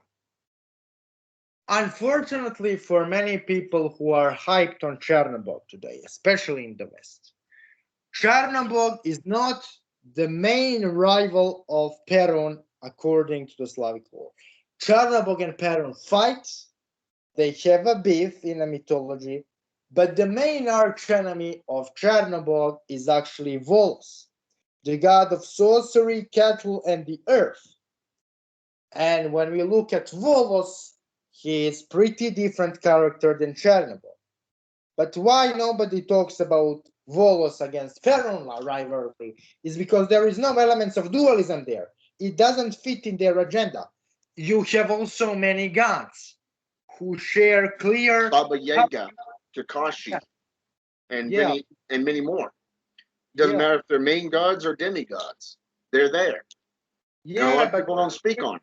It's like yeah, you got to take the whole package. yeah. And here is the thing. For example, you have a lot of descriptions of those old Slavic gods, and you have description in the like how it is your it like blocked my brain. What's the name of the chronicle? So we have the chronicle of the Vandish Crusades.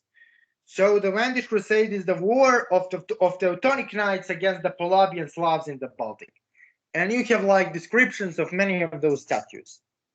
And you have descriptions of like 10-meter statues, 20-meter statues, carved in gold, silver, advanced woodwork, and you have big temples, big structures, large trading centers. The reason why you have them later is because as Germanics, Germanic tribes became civilized and their population grew, so the Slavic population grew, and they also got big cities. So you had like in 10th century, 11th century, uh, no, Germanic crusaders who were Catholics, together with the Danish king and the Germanic Teutonic Order, invading modern Eastern Germany and the parts of modern Lithuania, crusading against those tribes. And you have descriptions of their forts and cities and temples, and you see that those were not lunatics, those were no savages, those were really sophisticated people who had sophisticated art and really sophisticated metallurgy and developed oral tradition and religious rites and many of those things, but they simply didn't have big enough political organization to need writing. So that's the reason why you never had And you Norse see the writing. difference between, say, for example, the Hexa and Swedish lore, which is both a practitioner and an actual name for witchcraft, compared to, say, the old mages, the Magi. You go into world mythology and you see the different structures between the eras and how they've advanced over the years. Even in Slavic and Russian traditions, you see this. The pantheons themselves change. depending on the era. But for those who get into the actual practices and delve into the mythologies of these beings, you come into different links. You come into different call them scrolls, different poems, different verses of writing that reveal commonalities, but also much of the, let's call it the dogma, if you wish, that are more expanded on through political or religious perception. It's like anybody who gets into, say, for example, the Hermeneutics.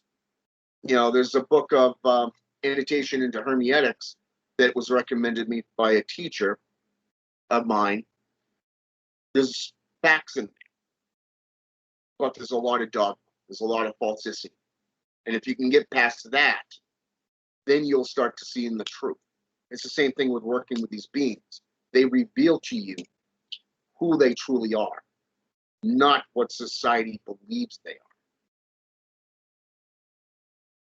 So I kind of need to talk about Slavic gods for a while because you practice that form of sorcery. And I like one thing about Cabal, okay? So they work only with Chernobog from traditional lore. All of the other gods in the Cabal are associated with Chernobog, but they are known under different names in Slavic lands, and some of the Majorian gods are not known in Slavic lands at all. But what I like about the Cabal is that Samnus and Marcus McCarthy fundamentally understood one thing about the Slavic pantheon, and that's the fact that there is no pantheon. You see, old tribalistic societies didn't have pantheons in a way we believe they did. Reality is what you find in Hesiod's theogony isn't a faction of what in the classical era. Okay, Hesiod's theogony is his retroactive to take all of those myths into some of a coherent narrative, right? So he took myths from all over the place and tried to make a coherent narrative because he, as a philosopher and historian and academic, wanted it to be coherent. But reality is those ancient traditions, those cults, they were not systematized, right? So one deity could have 10 different myths about themselves, which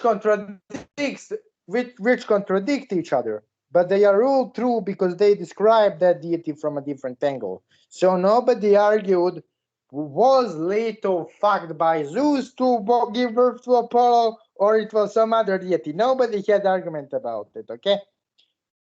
So that's the case in Slavic lands too, okay?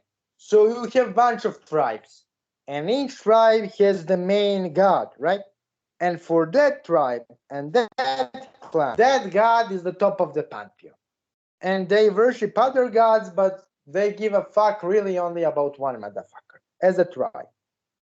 So Cabal understood it, and they give a fuck about Chernobyl, and they do not give a fuck about the rest of the pantheon. And that's what I like about them, because that's exactly what Slavs would do. That's exactly what people in Serbia, Montenegro, Bosnia do today, okay?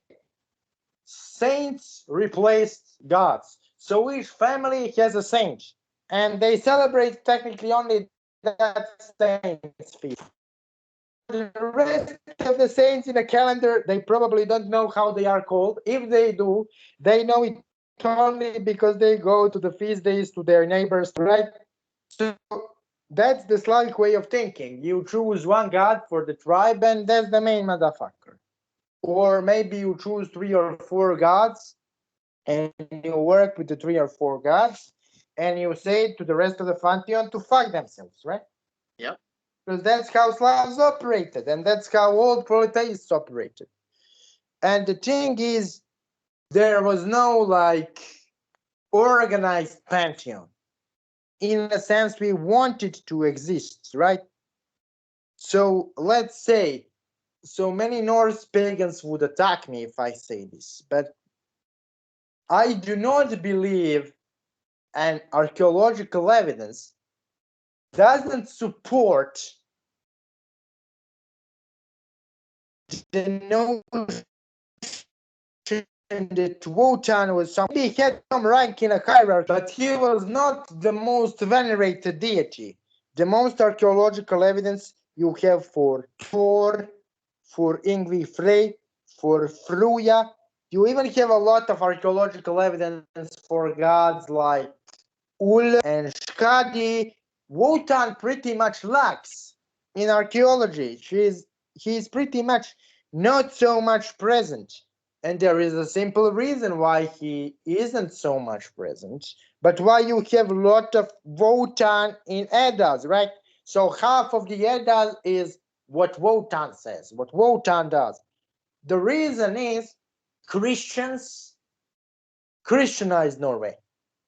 Who was the first to become literate after the monks came? Of course, the aristocrats. Who was the patron god of the aristocrats? Woden. And that's the reason why you have the most myths about Woden recorded. Archaeologically speaking, Wotan wasn't the most venerated, and in many areas there is almost no Wotan inscriptions found. For example, Iceland. So organized Norse pantheon as we know it, organized Greek pantheon as we know it, organized Hindu pantheon as we try to present it, it exists only in the minds of academia. In polytheism, there is no strict organized dogma and hierarchy. Even I kind of dived into Hinduism a little bit, and I studied all of those, schools of thought just to familiarize myself with them. And then I discover that what we think we know about Hinduism is not only fundamentally false, but is also retarded.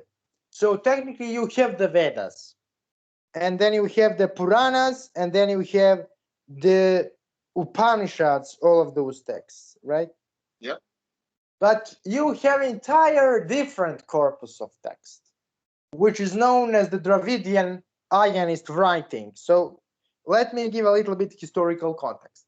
So Iranian people migrate to the north of India, and they became known as Aryans. I don't say Indo-European, I say Iranian because the guys were Iranian speaking, horse riding, chariot driving, nomadic pastoralists, right? Yeah. They were not Germanic, they were not Slavic, they were not whatever modern white supremacists want them to be. They had most in common with Scythians, with Persians, with Medians, right? So they come to the north of India and they speak Indo-European language and they write down the Vedas. But you have people who lived there for tens of thousands of years before Aryans come, and they were known as Dravidians. And they wrote in script known as Dravidian Ionism, and they have the text. So the Hinduism is a blend of those two, right? So the gods like Kali, many aspects of Shiva, many aspects of the Devi or the goddess are actually Dravidian. Shiva, as we know him, there is entire debate is Shiva Indo-European or is he Dravidian? And the answer to that question is he is both, right?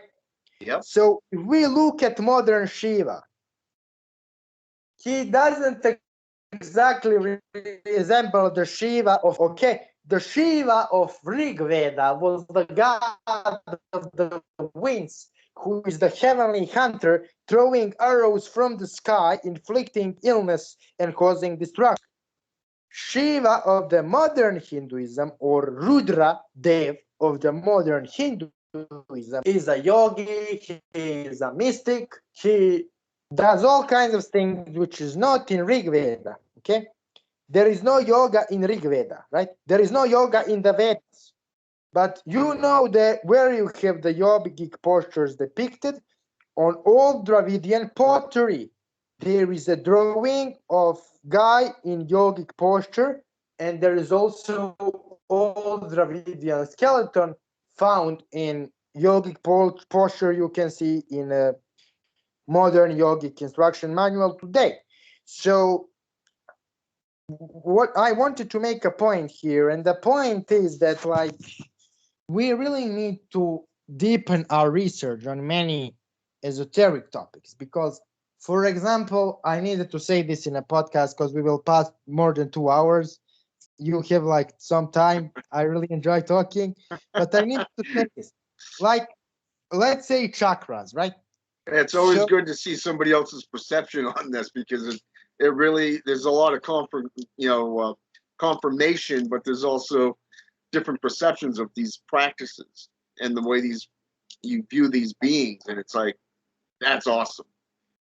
yeah, but what I want to say is like, for example, what I dislike about modern occultism is like nobody questions anything. So Yeah. somebody It's dronehood. Dion Fortune, like Dion Fortune and Alter Crowley, Yeah. they wrote like 150 years ago about the chakra system, right? So you have like 7 chakras and each chakra syllable, and that's it. But like, and they like associate gland with each chakra. So how I started questioning this is I have certain medical problems. So I thought I gonna stretch, I gonna take the meds, and I gonna do chakra meditation, right? To improve my health. Yeah. So I sat like a lunatic for like hours spinning chakras and nothing happened. It was the same. And I am like, what? Isn't it connected to the glands in the body? They should create a reaction. What is wrong with this? Something is fucked up here.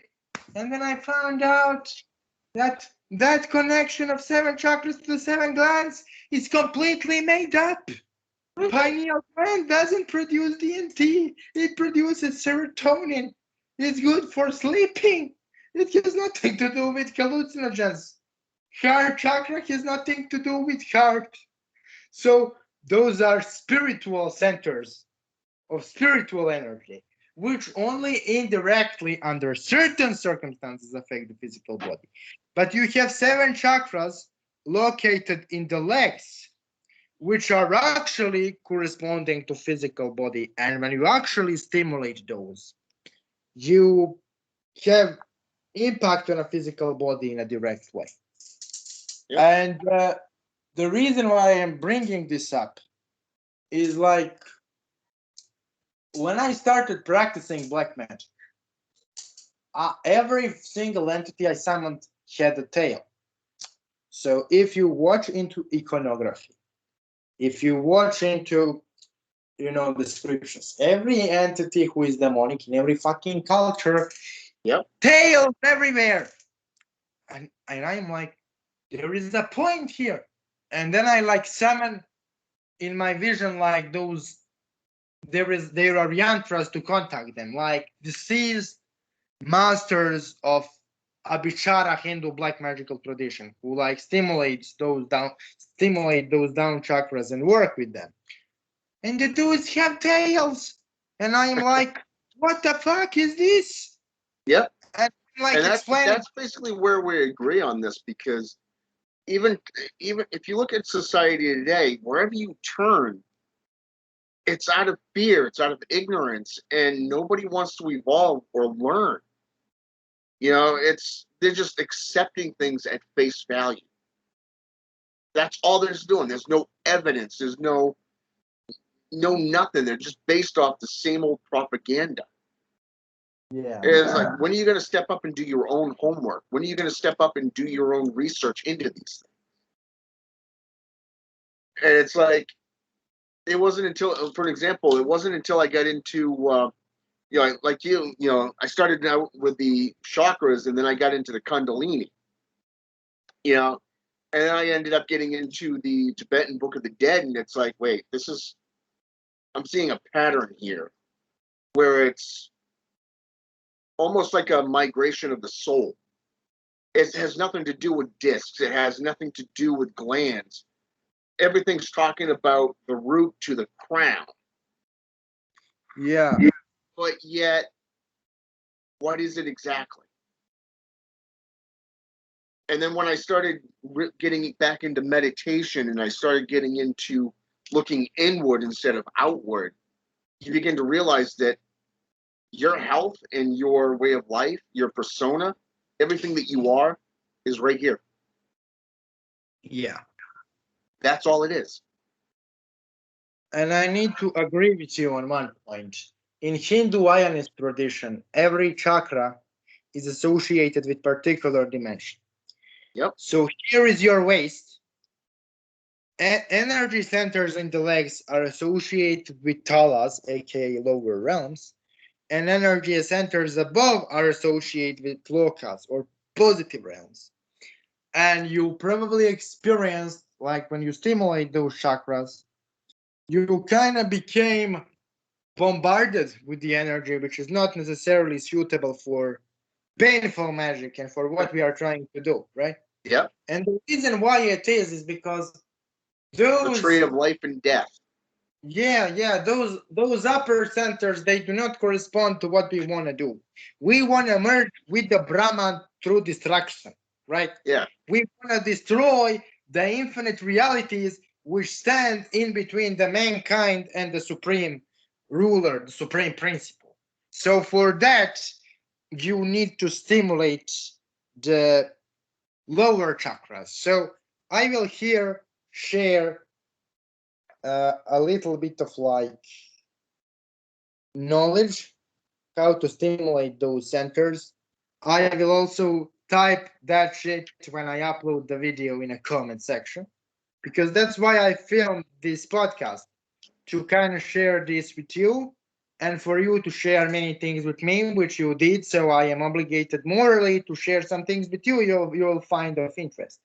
So we have 7 centers, one on the hips, one in the upper part of the legs, one on the knees, Yep. one like, how to say it? It's like upper lower part of the leg, but from the backside. You know you know which part of the leg I am talking about. Yeah. So then you have one chakra on the ankles. You have one chakra at the bottom of the feet, and then you have one. Yeah, it's in the ball. One below the feet, right? Yep. So you have 7 of them, and the biju incantations I summoned for them. So there is one on each leg, right? Yep.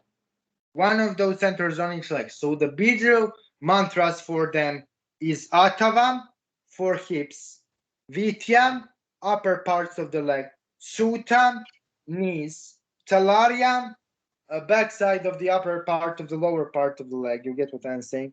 Mahatam. The calf or the Yeah. Mahatam is the tibia. ankles. Rasatam is the below feet, like uh, low part of the feet, and Talarium is like the lowest few centimeters below the feet. So Yep. you have like Biju mantras to stimulate. They're all also the known as pressure points too. Yeah, and how to stimulate all of the 7 for the first time is you call like any demonic entity. Yep. And they're gonna come with the tail. And exactly where the tail passes through is technically, so you know the end. You summon Lilith, right? And Lilith has a tail. Like, she comes to me with a tail every time. You probably saw her with the tail a bunch of times. Where her tail ends is the Patala chakra, the lowest chakra of the human being. Where the tail starts is like where the hips are, is where the first part, the first center is. So like I will kind of send you some material later when we finish the podcast, and I will, in the comment section of this video, share the Biju mantras. Those mantras are shared with me first. Rakashi Lankini, entity from Hindu Abhichara tradition, started guiding me this way.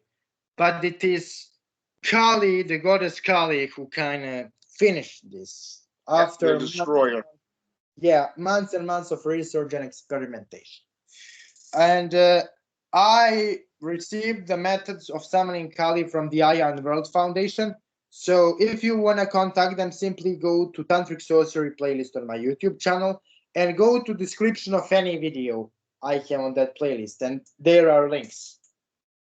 And they really have so much information on their Patreon. So you pay $2 a month and you receive 200 yantras, 30 articles, like entire library. Yeah. They are huge if you want to go into that. But through working with Kali, she was like really big about this. She told me, look, left hand path is about destruction. It's not about wearing pentagrams around your neck. It's about literal destruction. Yeah. You need to literally destroy the boundaries between the worlds and create in a physical way sinkhole which will go through all of the realities through the Brahma. Yeah. And the reason why I'm giving you as a practitioner is to share it with everybody else and to have enough energy to do what the left hand path is meant to do. Because you cannot. So, first and foremost, when you stimulate those centers, let's talk about that. So what happened to me is like I stimulate the first time that one center, Atavam, which is on the hips, and it corresponds to lust. And the woman passes near me, and I feel such animalistic lust. I wanna do something I shouldn't, right? Yeah. And I really have to force myself to not do that thing, to stop, because that's what will happen when you stimulate those. Your animalistic emotions will be triggered and they will come at you directly. It's not like shadow work where you summon your personal shadow and then you are slowly integrating your repressed emotion. No, this is like you stimulate, for example, Patala chakra, that black wheel below your feet, 10 centimeters below your feet, it's spinning and the hatred is coming through. Yep. And that's why when you cast a curse, you always feel surge of energy from below the feet, 10 centimeters into here. Because that's working. That center is working. So the best way to describe that is like an earthquake. Yeah, but like here is the thing. Thing.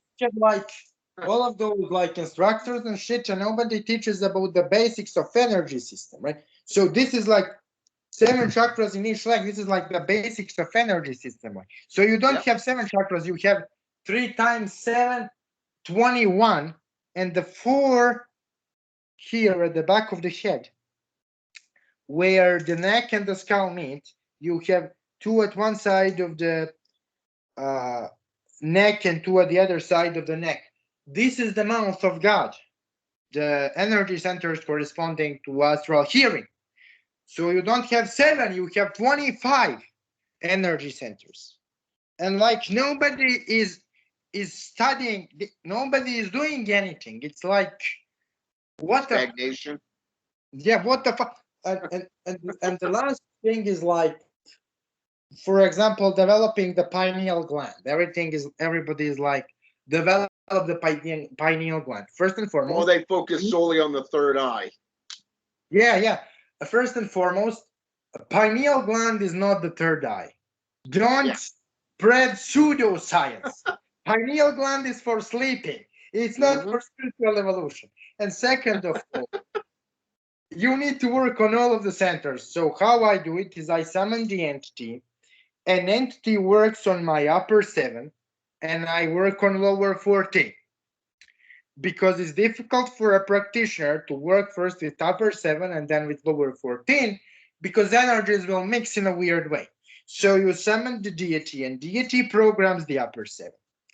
And you work with the lower 14, and then you don't have the conflict, because deity will harmonize the upper 7 with the lower 7. So you won't have any conflict there. Yep. And what's also the thing we kind of need to do is like, regarding opening of the third eye, the thing with that is what people need to realize is that practicing work with the Ajna chakra is not difficult. What is difficult is to teach them basses to understand that it cannot happen instantly. It's a process. So what you can do to open a third eye, because a lot of beginners will watch this video. So I am not like teaching you, I am like telling for the people who are gonna watch. So you close your eyes, and what you simply do is you spin your third eye to find where it is, right? To find where that conceptual point is. And then you simply close your eyes and move your eyes while closed up and focus on a third eye. That's it. So simply hold that focus. And in the beginning, it's like, damn, what the fuck is this guy saying? But if you do it in the dark, it will start spinning automatically. You're gonna start feeling euphoria, and it will start working. Especially if you worked on other centers, so systems started functioning. But what is the best method, in my opinion, to open the third eye, alongside these techniques, is to use your third eye as a vehicle for psychic vampirism. So create tentacle out of your third eye, as much tentacles as possible, and pull the energy into the third eye. And the last method is you please yourself sexually, but you don't orgasm, and then you use your willpower to move the energy up to the third eye so it spins. Yeah, opening up the spine for Yeah, that current to move forward. yeah. But can you like recommend to the audience of methods of opening the third eye? Yeah, a few years back, I actually I had to do a video to correct BK Johannem because he was led to believe about satanic practices, specifically that of the Black Mass. And I had to correct him on that because of the fact that you're dealing with the chakras, you're dealing with the Kundalini and the third eye, but at the same time, you want to raise that energy, and especially what happens before or after the ritual takes place is up to the individuals. But during a ritual, the point is to raise that energy, that current. You do not want to go beyond that because of the fact that if you, like you said, if you have orgasm or whatever, that's defeating the purpose of the rite that you're performing. In Baneful Sorcery, Black Magic area, it is the exact same way. You're raising that energy for a specific task, for a specific outcome. And you don't want to do that. You don't want to, do anything that would, let's just call it, destroy that outcome that you are seeking, either through working with spirits or through, the rites and rituals themselves that you're doing, even if it's meditating or trying to open up those focal points. It is the exact same method that is used. So there is one thing I need to comment on, right? Hmm? So there is one trend regarding the chakra system I need to address in the occult community. So Curtis Joseph wrote book Black Magic of Ahriman, right? You probably read the text. And in the text, I have. He presents certain technique of chakra modification. So blackening of the chakra system through rites of infernal warfare, which is possible. Mm-hmm. It is something every single practitioner who seriously practices any form of system managed to alter his astral body and modify it to align with the current he is working with. Just go on YouTube and inspect with your third eye Agori Babas, right? So legitimate Agor, you will like find the fake motherfucker because his chakra system will be normal, but the real Agori motherfucker will not have chakras. He will have just like all of the lines, all of the channels, and all of the centers, but everything will be dark gray, right? Yeah. There will not be blue, there will not be yellow, there will not be. You get what I am saying? Yeah. So Curtis presented method for chakra modification, which is possible to modify the radiant colors of the chakra system. He literally brought it forth in a scientific manner. Yeah, which yeah, I found interesting and unique. Yeah, but here is the thing. What Curtis did is possible, but he made a linguistic error in the text. He said that he participated in destruction of the chakras. Well, that linguistic error created a lot of problems because people now, these days, everybody is like, I removed the chakra system. I removed from myself the third eye, and I was holding it in my hand. I was holding my third eye like this. And I am like, what the fuck are those guys talking about? That's not possible, dude. You have like nadis, and they are like part of your energy system. And if you remove the nadis, you fuck up the system. That is basically a form of baneful sorcery. You're literally not. You're destroying yourself at that point. Yeah, but here is the thing: they are not actually destroying the chakras. They are modifying them, right? They are simply but they are tripping that they are destroying them. Yeah. And like I am, what the fuck is this? Like, what the fuck? And then I have a problem because, like, there are serious people who studied Chinese medicine, who studied Qigong, who studied the meridians. And, like, when they watch those videos, then they don't take me and you seriously and other people because to anybody who is educated in the field, it sounds so ridiculous. Yeah. It doesn't make any. And like occult community is full of shit like this. For example, I hear every day when somebody says, I worked with my teacher and I started working with the shayateen. And I am like, what? You started working with what?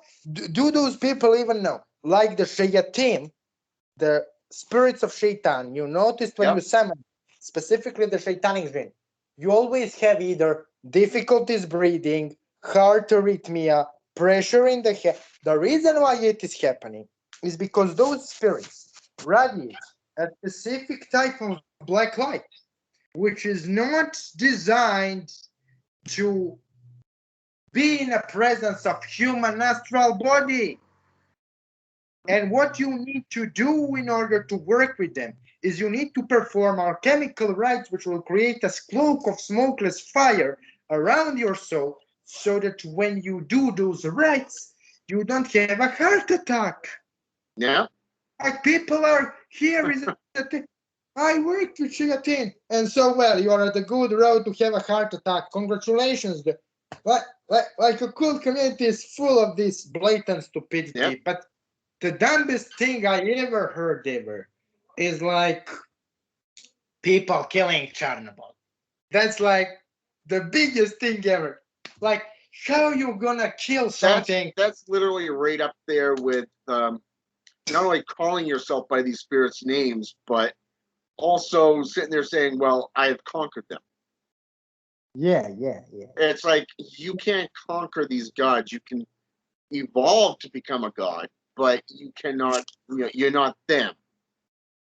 How can two entities be the same being? It just don't work that way. But that's just my perception in it. But it's more of the fact that, as you mentioned, the alchemical transfiguration of the soul. This is something where you can literally just go into, and it's more of the fact that you're working on yourself. You're not working on somebody else, but you can learn to work on somebody else through this. Working with the tree of life is a lot different from working with the tree of death, but when you're doing these rites, there's a process that takes not minutes or just happens out of the blue. It's something that transpires over a good lengthy amount of time. And I think that's one of the things that the populace just doesn't understand. They don't understand this stuff. It's Yeah, you want it right now. It's like, where's the fucking easy button? There is no easy button. and there is one thing about alchemy I need to point out. So when you summon the spirit, any spirit, your aura attunes to its vibration. Mm-hmm. That temporary attunement is not permanent alchemical change. For example, you summon a jinn and then you are burning like fire. It's not because you created some crazy alchemical formula and you are a jinn now. It's because your astral body temporarily attuned to the energy of the It's jinn. the characteristics of that spirit. Yeah, and like you didn't make any revolution there. Like, so I performed the experiment one day. So I summoned 7 spirits in a row. 1, 2, 3, 4. And I paid attention to my aura. And my aura passed through 7 different moods, right? Mm-hmm. Does it mean that I passed 7 different alchemies? No! My aura simply temporarily attuned to the vibration of the spirits I was summoning.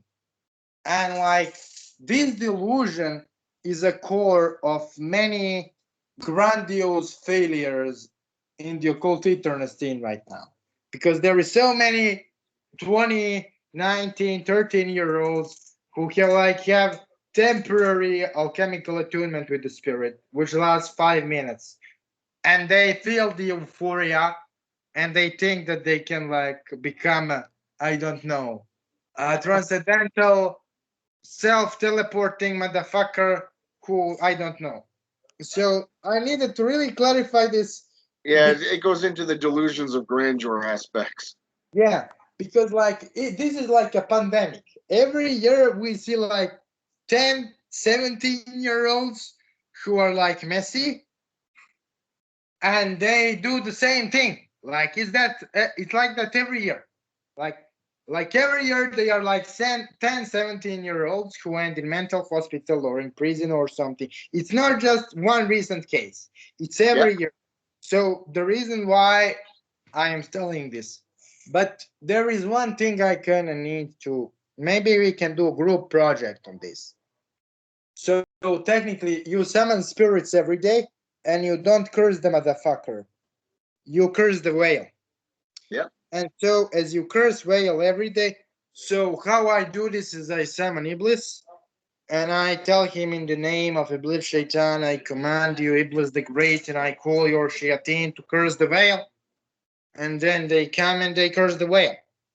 And what happens is first, your internal bridge between conscious and subconscious weakens, your psychic abilities boom, and you like become a living gateway to those spirits. And every time you do it at the same place, it's much easier to perform an evocation. Exactly. Yeah. So since we like past 2 hours, can you share with the audience one last ritual for the end of this? Like one last thing they can do? Well, the one thing that I would recommend is do your homework. And if you're going to preach on something, back it up. I'm talking numerous sources. Okay? And always make yourself available to the public. These 2 things sets a strong foundation for you. Especially when you go into rituals and working with spirits, getting into black magic, this will help separate you from the wannabes and the fakes, because you know what you're talking about and you've been there. You've gone through the rites, you've gone through the transitions, you've gone through the trials and the tests. Doing your homework is the biggest thing that you can do. You don't take things at face value. You do it yourself. It is where the fruitation comes from. It is where the beneficial applications comes from, because it's you doing it and not somebody else. Yeah. Thank you for the podcast, Michael. Hey, I anytime. thought, Thanks for having me on. yeah, but like I talked a little bit more at the end because I really wanted to convey certain information. It was really important for me to say because I thought it needed to be said. But you really brought a lot of things, especially in the beginning about Baneful magic, and Yeah. we could have like 10 episodes with you, and there would still be enormous amount of material. But Oh, unfortunately, there is, I and we didn't even get into the herbalism aspects or the medical applications. yeah, but like here's the thing: I cannot bring you 10 episodes. I need to have Yep. other like average episode is about an hour. We chat for 2.5 hours, so I need to Yeah. end. Time flies when you're having fun. Yeah. So thank you for your time and talk to you like in 2 months. I will probably call you again. Woo! Have a good Goodbye, one. guys. So